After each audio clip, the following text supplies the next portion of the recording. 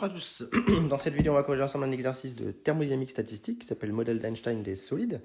Donc on nous dit qu'afin de pouvoir évaluer précisément la capacité thermique d'un solide, on utilise un modèle unidimensionnel d'Einstein. Donc chaque atome est considéré comme un oscillateur harmonique et les niveaux d'énergie sont quantifiés sous la forme En égale n plus 1 demi fois h bar oméga. Et on va poser U égale h bar oméga sur kBt dans la suite. Et donc notre solide est modélisé par un ensemble de n atomes indépendants. Et chaque atome peut se déplacer dans les trois directions de l'espace. Et donc on va modéliser notre solide par 3n oscillateurs harmoniques. Et donc dans un premier temps, on me demande de déterminer l'énergie moyenne du solide par application du théorème de l'équipartition de l'énergie. Donc on rappelle que l'énergie mécanique d'un oscillateur harmonique se met sous la forme E égale 1 demi de mx point carré, une énergie cinétique plus 1 demi de kx carré, une énergie potentielle ici quadratique. Donc dans le cadre de l'équipartition de l'énergie, on a deux termes ici quadratiques.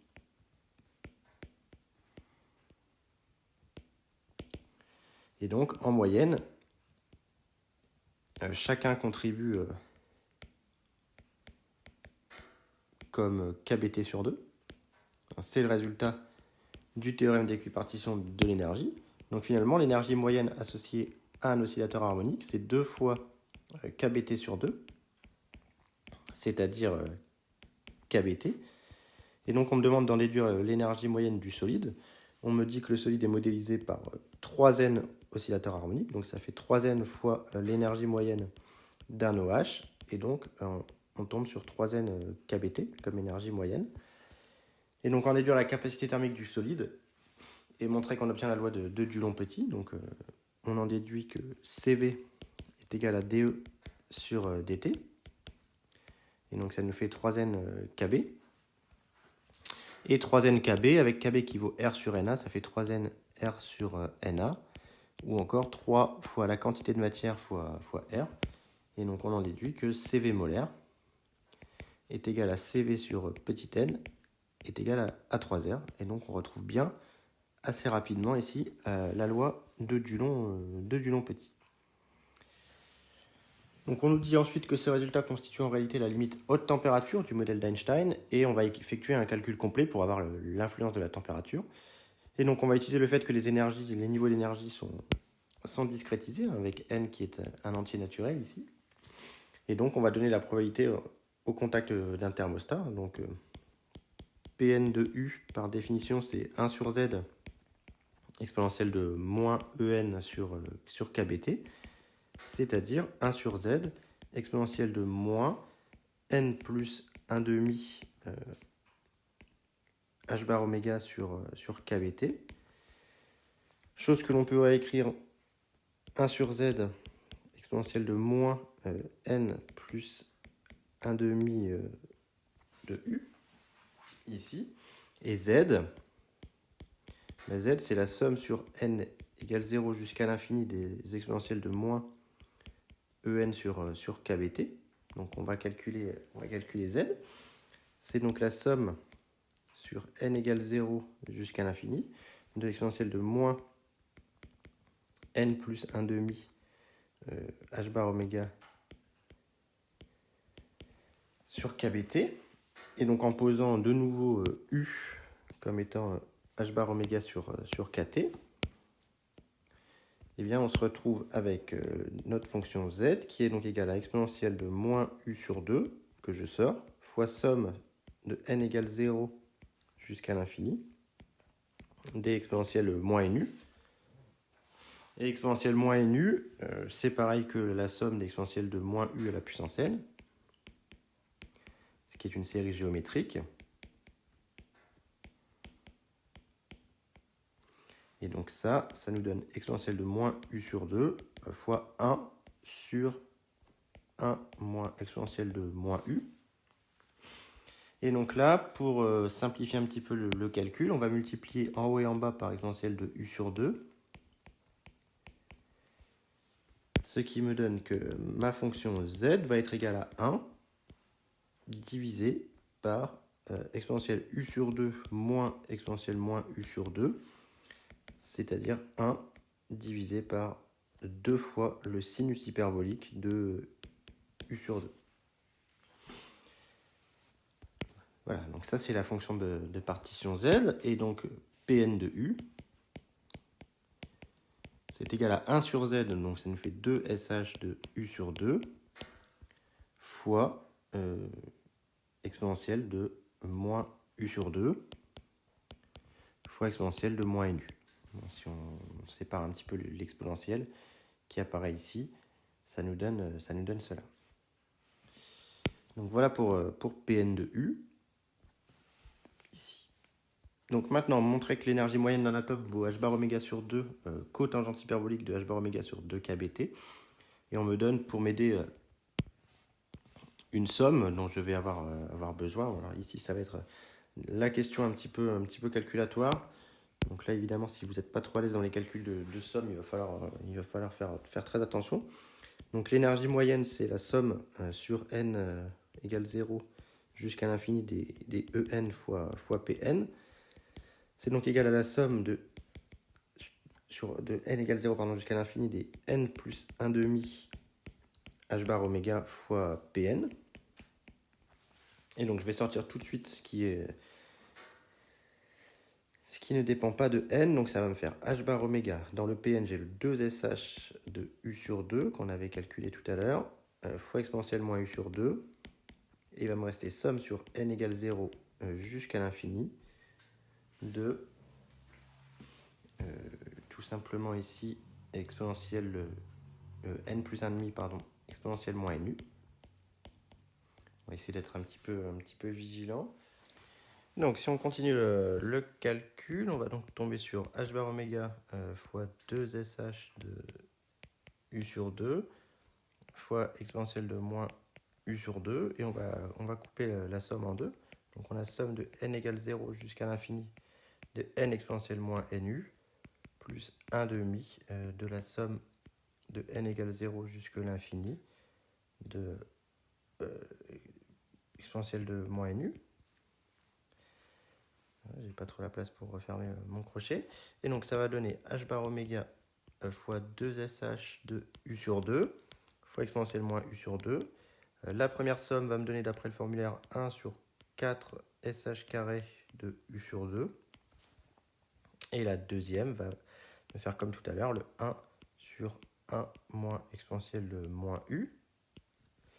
Et donc en développant le 2sh, ça va faire h bar oméga exponentielle de moins u sur 2 fois 2sh, qui va donc rester 1 sur 2sh de u sur 2 pour le premier terme, plus pour le deuxième terme, le 2 vient se simplifier, sh de u sur 2 divisé par 1 moins exponentielle de moins u. Et donc là, je vais faire la petite astuce habituelle. Je vais multiplier par exponentielle u sur 2 sur exponentielle u sur 2, en haut et en bas, pour faire apparaître également un sh au dénominateur. Et donc ça va me faire h bar oméga exponentielle moins u sur 2 fois 1 sur 2sh de u sur 2 plus exponentielle u sur 2 sh de u sur 2, et au dénominateur, en ayant multiplié par l'exponentielle de u sur 2, on voit réapparaître un 2sh de u sur 2. Et donc là, on est plutôt pas mal. Il nous reste h bar oméga. On développe l'exponentielle moins u sur 2. Ça fait exponentielle moins u sur 2. Plus exponentielle moins u sur 2 fois exponentielle u sur 2 fait 1. Donc plus sh de u sur 2. Divisé par 2sh de u sur 2. Et exponentielle moins u sur 2 plus sh de u sur 2. Ça fait h bar oméga. On peut sortir le 2 qui est ici. Sur 2 facteur de exponentielle moins u sur 2 plus exponentielle u sur 2 plus exponentielle moins u sur 2, pardon, moins ici, sur 2, divisé par sh u sur 2. Et donc cette fois-ci, on va bien se retrouver avec un ch au numérateur. Donc ça va bien faire h bar oméga sur 2 fois cotangente hyperbolique de u sur 2. Ça c'est juste, hein, puisque exponentielle moins u sur 2 moins exponentielle moins u sur 2 fait exponentielle u sur 2 sur 2, tout simplement. Enfin, exponentielle moins u sur 2 sur 2. Donc on tombe bien sur le résultat demandé. Donc ça c'est pour un atome, et donc pour le solide, on a dit qu'il y avait 3n oscillateurs harmoniques, donc l'énergie moyenne c'est 3n epsilon bar, donc 3n h bar oméga sur 2, cotangente hyperbolique de u sur 2. Voilà pour cette partie la plus calculatoire. Donc dans la suite, on me demande de déterminer la capacité molaire et on me donne une formule qui est que la dérivée de la cotangente hyperbolique, ça me donne moins 1 sur sh carré. Donc ici, on sait que CV, c'est dE sur dt. Et donc on pose x qui est égal à u sur 2, c'est-à-dire h bar oméga sur 2 kBt. Et donc CV qui est égal à dE sur dt peut aussi se calculer comme dE sur dx fois dx sur dt, c'est-à-dire dE sur dx fois moins h bar oméga sur 2 kBt carré, quand on dérive x par rapport à la température. Et donc, on en déduit que CV va être égal à moins 3n h bar carré oméga carré sur 4, du coup ici, kBt carré. Voilà, si j'ai pas fait d'erreur. Fois dE sur dx, et dE sur dx, c'est la dérivée de cotangente hyperbolique de x, et donc ça, on me dit que ça fait moins 1 sur sh carré, donc le moins vient éliminer celui-ci, et donc il va me rester 1 sur sh carré de x, c'est-à-dire h bar oméga sur 2 kBt. Donc voilà ce qu'on obtient comme capacité thermique. Et donc on peut regarder maintenant les limites basse et haute température. Donc en basse température, eh bien on va avoir le SH de h bar oméga sur 2 kBt qui va se comporter comme l'exponentielle de h bar oméga sur 2 kBt. Enfin, tout du moins, nous on a 1 sur SH, hein, donc bon, en basse température, on a que 1 sur SH carré de h bar oméga sur 2 kBt va se comporter comme exponentielle de h bar oméga sur kBt. Ici, puisqu'on a t qui va être très petit. Et donc le SH va se comporter, le CV va tendre vers 0, hein, finalement, ici. Si on le fait proprement, bon, je vais le faire un peu mieux, pardon, je suis un petit peu perdu. Donc on a que la limite, quand t tend vers 0,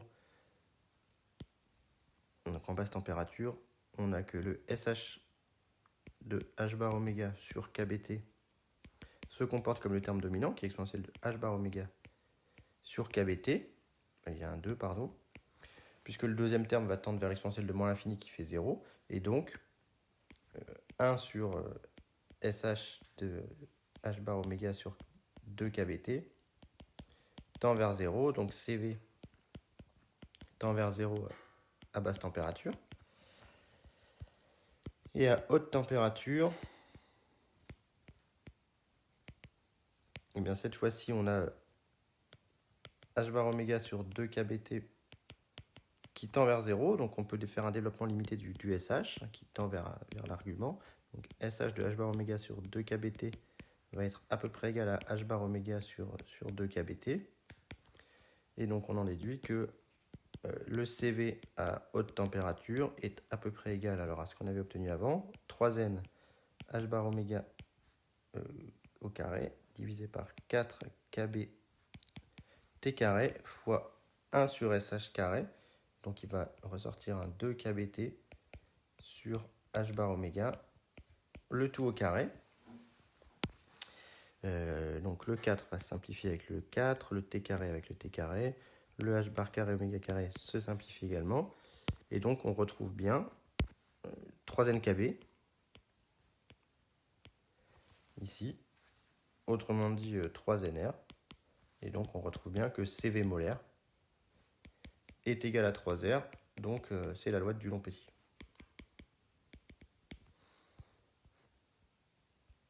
Voilà pour les limites. Et enfin, tracer l'allure.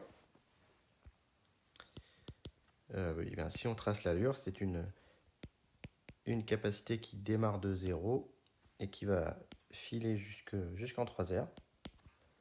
Donc on va avoir quelque chose qui a tendance à ressembler à ça. Donc au départ, pas d'effet de la température, et puis à très haute température, on est en 3R. Donc voilà pour la capacité thermique du solide dans le modèle d'Einstein. Donc voilà pour cet exercice qui est somme toute très calculatoire. Donc c'est pas toujours très marrant de réaliser ce type de calcul de série. Donc j'espère que les calculs que j'ai menés sont à peu près clairs. Désolé pour les quelques hésitations que j'ai pu avoir. C'était pas un exercice facile. Et donc s'il y a des questions, n'hésitez pas à les mettre en commentaire.